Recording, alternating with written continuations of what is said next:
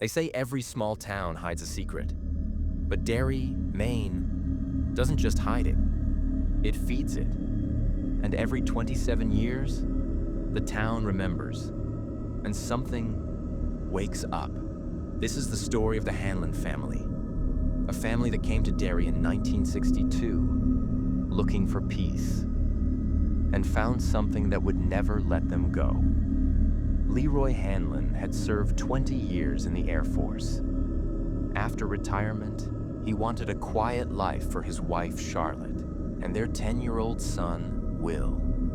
Derry looked perfect. White fences, waving neighbors, children laughing in the rain. But behind every smile, something was watching. Their new house stood at the edge of town, surrounded by tall, whispering pines. The realtor smiled strangely. "Derry remembers good families," she said, her eyes fixed on Will. Her smile never moved. That night, rain tapped against the windows like fingertips. Charlotte woke to a faint dripping sound. In the bathroom, the faucet was dry, but a single drop slid down the chrome. When she turned the handle, something giggled. Then came Will's voice from his room. "Mom, someone's talking through the vent." She ran in. Will sat frozen, staring at the wall. Charlotte leaned close, only a hum. But when she pulled back, a red balloon rolled out from under the bed. She picked it up. It popped in her hand.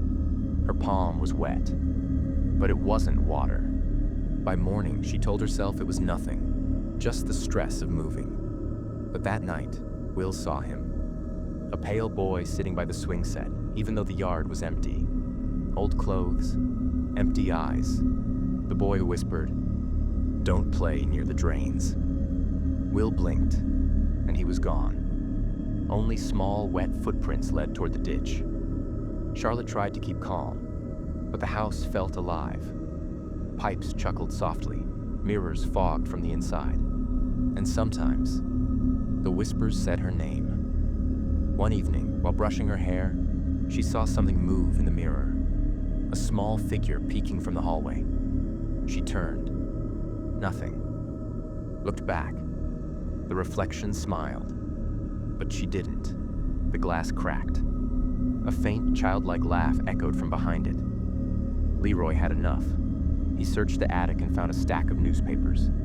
Children missing. 1935. 1908. 1881. Every 27 years. One headline read in red ink, "The town eats what it loves." Then came a whisper from the basement. "Leroy, the town's hungry for you." A red balloon floated up the stairs. It brushed his cheek and burst.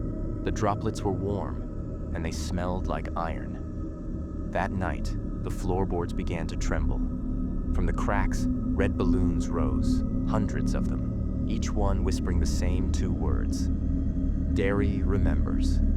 Charlotte grabbed Will and ran. Outside, the rain fell thick and dark. Leroy stumbled out of the basement, clutching a piece of striped cloth, a clown's collar. It smelled like rot and carnival sugar. They drove into the night, headlights off, listening to the sound of balloons popping behind them. They never went back, but Derry never forgets. So if you ever drive through Maine and pass a quiet little town that smells like rain and rust, don't stop, don't look back, and whatever you do, don't follow the laughter in the drains, because once Derry remembers your name, it never forgets. And somewhere beneath the streets, it's laughing again.